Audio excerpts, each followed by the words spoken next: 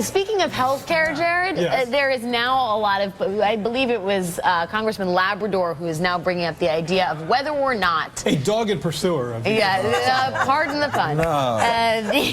Whether taxpayer money used in the nation's healthcare law will be used to pay for people who came here illegally. Nancy Pelosi in the last More hour. dogma. Sorry.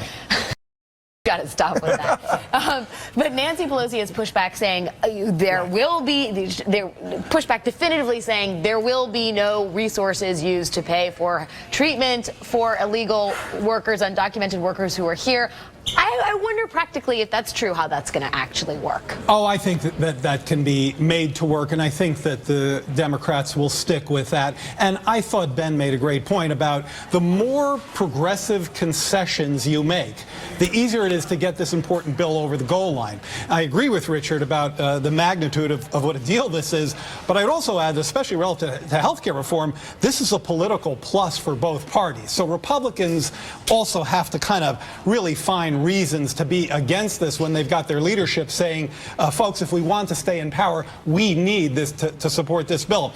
I think if you think of comprehensive immigration reform of the type progressives would like it being up here, maybe the Senate takes it to around here. The question is, how far does the House take? Well, and that is a big question. As we talk about the political, paraphrasing David Axelrod, kabuki theater of all of this, I mean, there is a question that once you sort of put these progressive things in there, boys, but is the ultimate bill true to progressive priorities or the prospects of reform? I actually think that this healthcare issue is a real travesty, because first of all, what Labrador is saying is that undocumented immigrants don't pay taxes, which we know is actually not true. Right. That the most undocumented immigrants have paid payroll taxes for a long time. Which they don't benefit from. Which they don't benefit from. Secondly, we know that actually once they go on the path to citizenship, they'll be responsible for back taxes. So the idea of someone who is working in this country, most likely in a job that, let's be honest here, the employer has decided to not offer health care benefits, because we don't see a lot of outrage about Republicans saying,